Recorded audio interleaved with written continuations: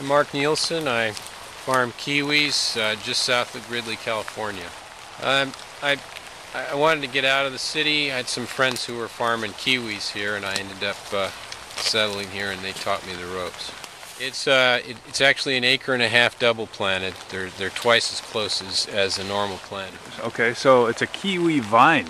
Yes. And what's its origin? China. People would say, I thought the kiwi